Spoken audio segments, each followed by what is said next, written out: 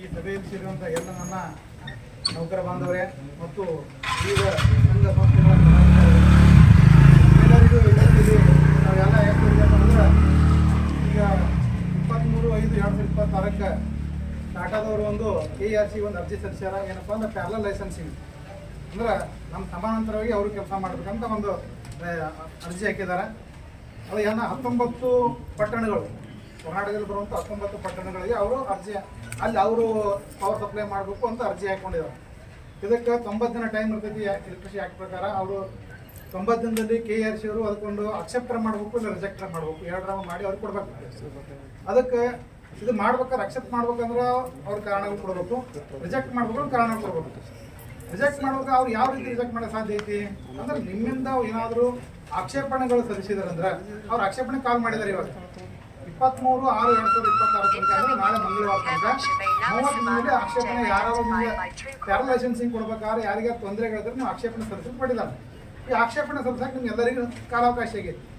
ಆಕ್ಷೇಪಣೆ ಏನು ಸಲ್ಲಿಸ್ಬೇಕು ನಿಮ್ಮಲ್ಲಿ ಅಂದ್ರೆ ಅವರು ಟಾಟಾದವರು ಅಥವಾ ಬೇರೆ ಯಾವುದೋ ಖಾಸಗಿಯವರಲ್ಲಿ ಇದು ಬಂದ್ರಪ್ಪ ಅಂದ್ರೆ ನಮಗೆ ಏನು ತೊಂದರೆ ಆಗ್ತೈತಿ ಅಥವಾ ಗ್ರಾಹಕರಿಗೆ ಏನು ತೊಂದರೆ ಆಗ್ತೈತಿ, ರೈತರಿಗೆ ಏನು ತೊಂದರೆ ಆಗ್ತೈತಿ ಅಂತ ನೀವು ಅವ್ರಿಗೆ ಮನದಟ್ಟು ಮಾಡಿಕೊಟ್ರಪ್ಪ ಅಲ್ಲಿ ಆಕ್ಷೇಪಣೆ ಸಲ್ಲಿಸ್ತಾರೆ. ಸುಮ್ಮನೆ ಬಂದು ಆಕ್ಷೇಪಣೆ ಸಲ್ಲಿಸ್ತಾರೆ, ಯಾರು ಸಲ್ಲಿಸೋಲ್ಲ.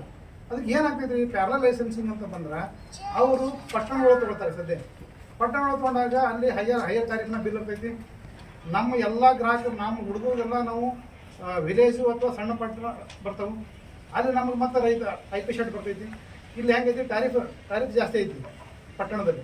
ಅವರು ಅದನ್ನು ಬಿಲ್ಲಿಂಗು ಕಲೆಕ್ಷನ್ ಮಾಡಿದಾಗ ನಮಗೆ ಇಲ್ಲಿ ನಾವು ಬಿಲ್ಲಿಂಗ್ ಕಲೆಕ್ಷನ್ ಮಾಡಿದಾಗ ನಮಗೆ ಬರಬೇಕಾದಂಥ ಸರ್ಕಾರದಿಂದ ಬರಬೇಕಾದಂಥ ಏನು ಇದು ಅದಾವಲ್ಲ ಸಬ್ಸಿಡಿಗಳು ಅವೆಲ್ಲವೂ ಬಂದ್ರೆ ನಮ್ದು ನಡೀತೀವಿ. ಬಟ್ ಕೆಲವೊಂದು ಅನಿವಾರ್ಯ ಸಂದರ್ಭದಲ್ಲಿ ಬರದೇ ಹೋದಾಗ ಅವಾಗ ನಾವೇನು ಮಾಡ್ತೀವಿ, ಮತ್ತೆ ಟ್ಯಾರಿಫ್ ಫೈಲಿಂಗ್ ಮಾಡ್ಕೊಂಡು ಮತ್ತೆ ನಾವು ಬಿಲ್ ರೇಟ್ ರೈಸ್ ಮಾಡ್ಕೊಳ್ತೀವಿ. ನಮ್ಮ ರೇಟ್ ರೈಸ್ ಆಗಿದೆ ಅವ್ರ ರೇಟ್ ಕಡಿಮೆ ಆಟೋಮೆಟಿಕ್ ಮತ್ತು ಪ್ರತಿಯೊಬ್ಬರೆಲ್ಲ ಆ ಕಡೆ ವಾಲ್ತಾರೆ.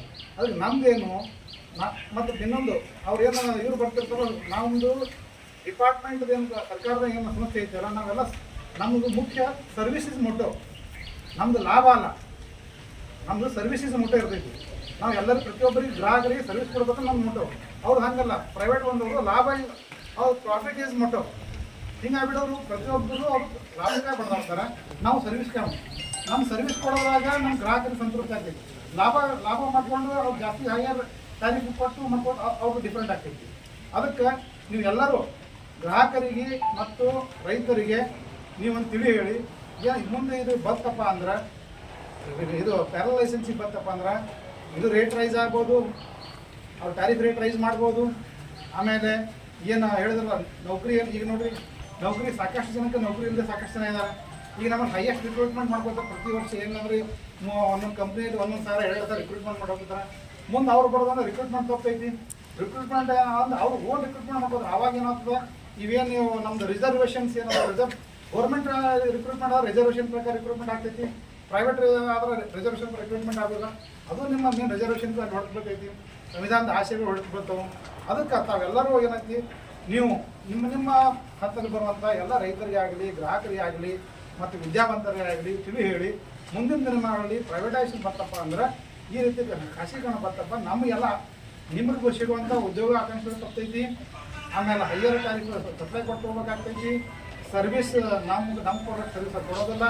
ಆಮೇಲೆ ಬೇರೆ ಅಂತ ನಿಮ್ಮ ಅವಕಾಶಗಳು ವಿಫಲ ಅವಕಾಶಗಳು ತಪ್ಪು ಅಂತ ತಿಳ್ಕೊಂಡು ಅವರಿಂದ ಗ್ರಾಹಕರ ಕಡೆಯಿಂದ ಆಕ್ಷೇಪಣೆ ಹೋದು ಅಂದ್ರೆ ಅದರಿಂದ ಏನಾದರೂ ಒಂದು ಸ್ವಲ್ಪ ಖಾಸಗೀಕರಣ ಸ್ವಲ್ಪ ಸಾಧ್ಯತೆ ಐತಿ. ಆದ್ರೆ ನಾವು ಆಕ್ಷೇಪಣೆ ಸಲ್ಲಿಸಿದ ತಕ್ಷಣ ಗ್ಯಾರಂಟಿ ಆಗ್ತೈತಿ ಏನಿಲ್ಲ. ಆದ್ರೆ ನೀವು ಪ್ರತಿಭಟನೆ ಮಾಡದೆ ಹೋದ್ರೆ ಅಲ್ಲಿ ಈಜಿಲಿ ಕೊಟ್ಬಿಡ್ತಾರೆ.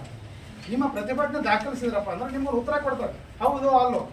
ನಿಮ್ಮ ಪ್ರತಿಭಟನೆ ಉತ್ತರ ಅವರು ಇದು ಕೊಟ್ರಪ್ಪ ಅಂದ್ರೆ ಮುಂದಿನ ದಿನಮಾನ ಏನಾಗ್ತದೆ ಗೊತ್ತಿಲ್ಲ. ಬಟ್ ಅಟ್ಲೀಸ್ಟ್ ಫಸ್ಟಿಗೆ ನಾವು ಈ 23/6 ಒಳಗಡೆ ತಾವೆಲ್ಲರೂ ಒಂದು ಆಕ್ಷೇಪಣೆ ಸಲ್ಲಿಸಿದ್ರಂದ್ರೆ ಆಕ್ಷೇಪಣೆ ಉತ್ತರ ಕೊಂಡ್ಕೊಂಡ್ರಪ್ಪ ಅಂದ್ರೆ ಮುಂದೆ ಇದೊಂದು ಹಂತದಲ್ಲಿ ಆಗ್ಲಿಕ್ಕಿಲ್ಲ ಅಂತ ಎಲ್ಲರ ಭಾವನೆ ಐತಿ. ಅದಕ್ಕೆ ತಾವೆಲ್ಲರೂ ಇವತ್ತು ನಾಳೆ ನಮ್ಮ ಎಲ್ಲ ತಿಳುವಳಿಕೆ ತಮ್ಮ ಏನು ಗ್ರಾಹಕರದಾರ ರೈತರದಾರ ಅವ್ರಿಗೆಲ್ಲ ತಿಳುವಳಿಕೆ ಹೇಳಿ ಆಕ್ಷೇಪಣೆ ಸಲ್ಲಿಸಿ KRCಗೆ ಮಂಗಳವಾರ ತನಕ ಟೈಮ್ ಐತಿ. ಅಕ್ಟೋಬರ್ ಸಬ್ಮಿಟ್ ಮಾಡೋದಪ್ಪ ಅಂದ್ರೆ ಮುಂದೆ ಅದಕ್ಕೆ ಉತ್ತರ ಬರ್ತದೆ. ಅದಕ್ಕೆ ತಾವೆಲ್ಲರೂ ಈ ಒಂದು ಇದು ಮಾಡಿ ಕೆಲಸ ಮಾಡಿ ಖಾಸಗೀಕರಣವನ್ನು ದೂರ ಮಾಡೋಣ. ನಾವೆಲ್ಲರೂ ಈ ಒಂದು ಏನು ಕೆಲಸ ಮಾಡ್ತಾಯಿದ್ದೀವಿ ಸಂತೃಪ್ತಿ ಕೆಲಸ ಮಾಡೋಣ ಅಂತ ತಮ್ಮೆಲ್ಲರೂ ಹೇಳ್ತಾ ನಾನು ಎರಡು ಮಾತು ಮುಗಿಸ್ತೀನಿ. ಇಲ್ಲಿ ಅದು ಮುಂದಿನ ನೋಡ್ಬಾರ್ದು.